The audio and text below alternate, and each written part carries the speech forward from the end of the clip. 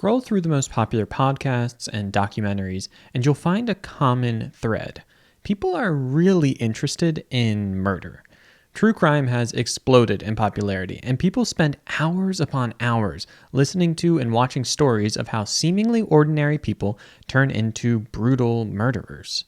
Though the genre isn't generally my cup of tea, it is a fascinating question to ask: what leads someone to kill? From a biblical standpoint, murder has been a problem from nearly the beginning. Immediately following the fall of Adam and Eve, the very next story we get is one of brother murdering brother with Cain and Abel. In some ways, not much has changed since then. But why do people do it? Are some people simply born that way? Most people like to think they could never do such a thing. But what's at the core of murder? What is the first domino that falls in that long series of poor decisions that leads to the one which, in the world of Harry Potter, splits your very soul? That's what we'll be looking at today in our latest exploration of the Sermon on the Mount. If you're following along, we'll be looking at Matthew 5, verses 21 through 26. You have heard that it was said to those of old, "You shall not murder, and whoever murders will be liable to judgment. But I say to you, that everyone who is angry with his brother will be liable to judgment. Whoever insults his brother will be liable to the council, and whoever says, 'You fool,' will be liable to the hell of fire. So, if you are offering your gift at the altar, and there remember that your brother has something against you, leave your gift at the altar and go. First be reconciled to your brother, and then come and offer your gift. Come to terms quickly with your accuser while you are walking with him to court, lest your accuser hand you over to the guard, and you be put in prison. Truly I say to you, you will never get out until you have paid the last penny." Before we dive into this passage, let's take a look at the context to remember where we came from. So far, we've looked at the Beatitudes, the very beginning of the Sermon on the Mount, in which Jesus proposes a radical rethinking of what it means to be a blessed person. In his kingdom, the peacemakers, the meek, the poor in spirit, and the persecuted are all blessed. Then we looked at how Jesus relates to the law in the next section, which spanned from verses 17 through 20. This is going to be really critical as we look at today's passage. And just as a quick note, a lot of people commented on the last video asking what I meant by the law when I talked about Jesus' relation to the law, or getting to the heart of the law. So I'll clarify that briefly now. In context, Jesus spoke of the law and the prophets, which is shorthand for the Old Testament, or the Hebrew Bible. When paired with the prophets, the law would specifically refer to the books of Moses, Genesis, Exodus, Leviticus, Numbers, Deuteronomy. But when it appears alone, just like the law in general, I did not come to abolish the law, right? It generally refers to just the whole story, the whole of the scriptures, of the Jewish scriptures here. So how does Jesus relate to the law? Well, we saw, crucially, that Jesus did not abolish the law. He's not getting rid of it and starting over. No, Jesus came to fulfill the law. And we saw that this has three senses. First, Jesus fulfills the law by following it perfectly. He doesn't break any of the commands. The second is that Christ fulfills the law on our behalf. We are joined to Jesus as Christians, and it is in him that we have fulfilled the law through him vicariously. And then third, Christ fulfills the law by giving it a deeper meaning, filling up what was missing or perfecting what was there. This third sense is what we're going to really be looking at today and in the next few sections, really, because they all follow a similar format where Jesus will say, "You have heard that it was said, but I say to you." Now, the "but" in these clauses, which is just two letters in Greek, de, is something that leaves some people thinking that Jesus is going against the law. And that's why I wanted to bring up this context, because to say that Jesus is now contradicting the law would contradict what he's just said, because he's just said he did not come to abolish the law. Remember, he's fulfilling it. So as we look at these over the course of the next few videos, bear in mind that Jesus isn't setting his teaching against the law. Rather, he's getting to the heart of the law. He's going deeper, but in the same direction. He's finding the intent of the law and fulfilling it. With that context in mind, let's get back to murder. Hopefully that got your attention. Okay, murder. Jesus starts the passage pretty simply. He says, "You have heard that it was said to those of old, 'You shall not murder.'" At this point, most of us are probably saying, "Yep, check, haven't done that, so I'm in the clear." And if you're not saying that, well, I don't know. But Jesus then goes even further. and he makes sure that none of us get off easy here. There's an interesting structure to his teaching where we have 5 things we're not supposed to do and 5 consequences. What's intriguing, though, is that they seem to be inversely related. Let me show you. So first we have, thou shalt not murder, right? And murder is connected with judgment.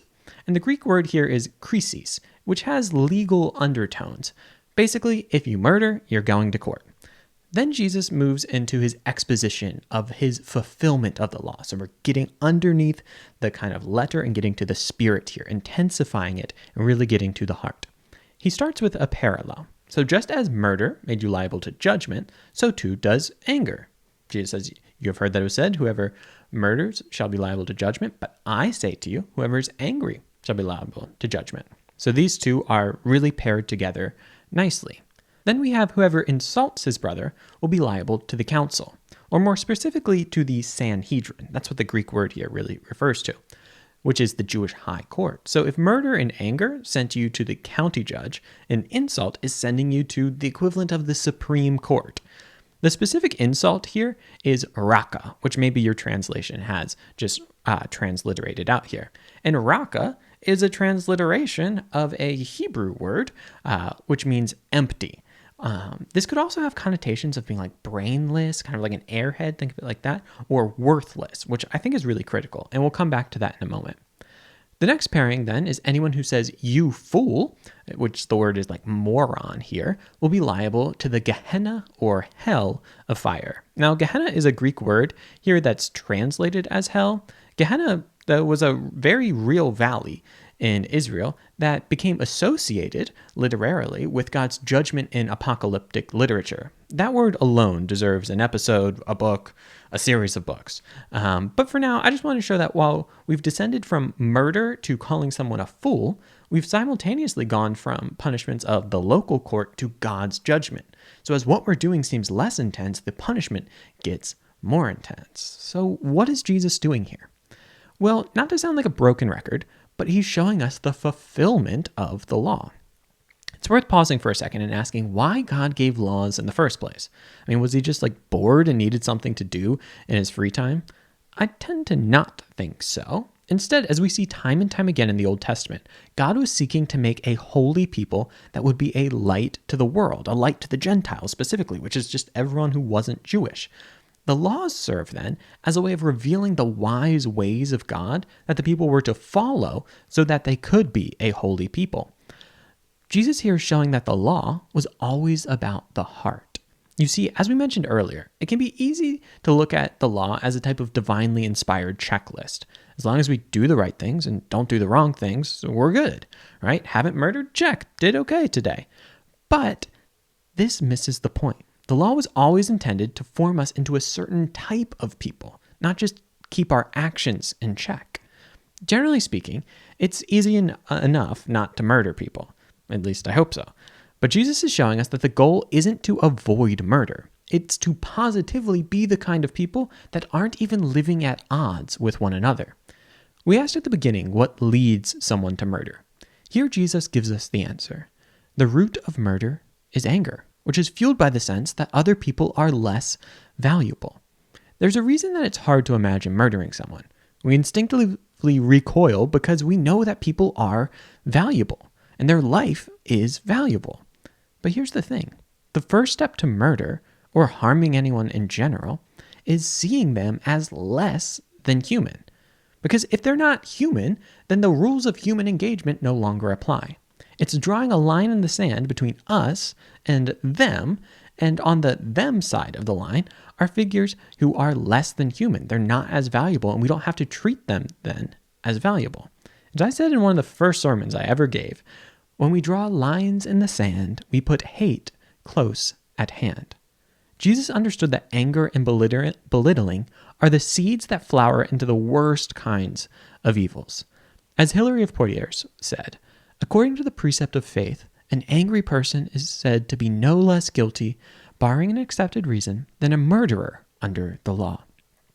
Therefore, Christ taught us to prioritize reconciliation. As the teaching went on, Jesus gives those two examples, right? He says that if you're getting ready to give a gift at the temple, but remember a brother has something against you, that you should prioritize the reconciliation. Leave your gift at the altar and go. First be reconciled to your brother, then come and offer the gift. It's what's at the heart, that reconciliation, the relationship between people. And we talked about that as righteousness last week.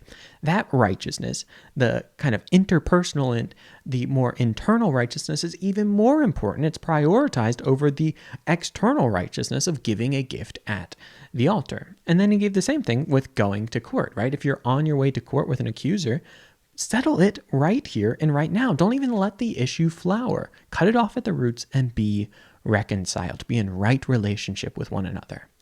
Now, before we get into the application, I'll make one note. One question many people might have about this teaching, and it's a really fair one, is why does Jesus tell us not to be angry, yet we see him righteously angry in when he's flipping tables, or we see Paul telling us to be angry and do not sin? Well, St. Hilary of Poitiers mentioned that we want to not be angry unless we have an accepted reason. And St. John Chrysostom offers a really helpful distinction here between the proper and improper times for anger. He writes in his commentary on this, "What then is the proper time for anger?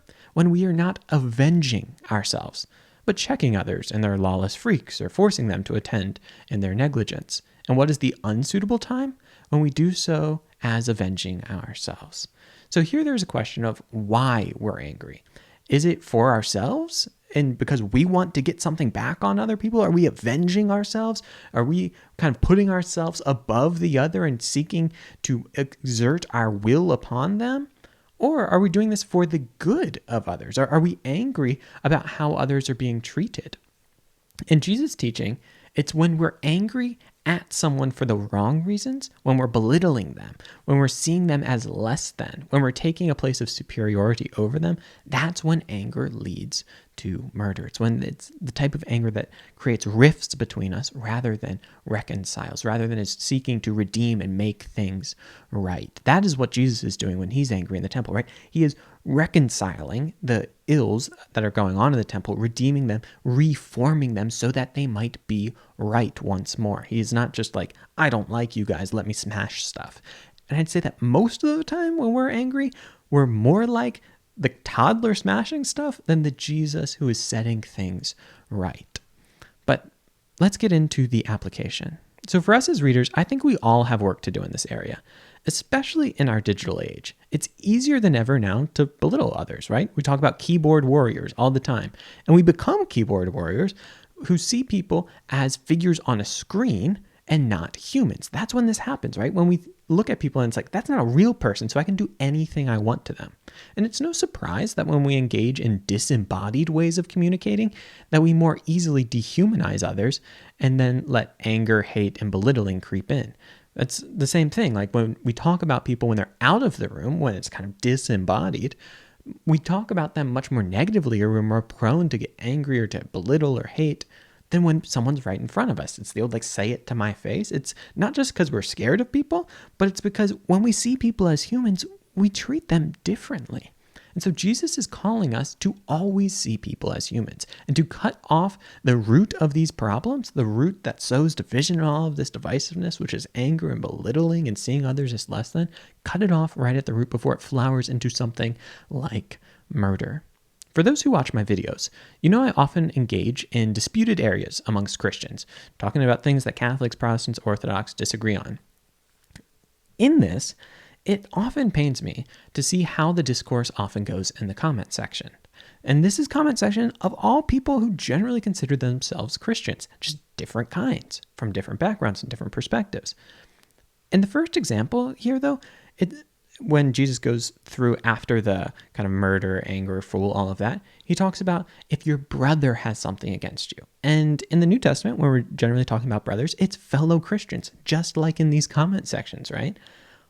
But how we treat our brothers and sisters in Christ is not some small thing. It is incredibly important. If we can't love our brothers, what are we showing others? We must do better, all of us, right? As Jesus said, the world will recognize his disciples by how they love one another.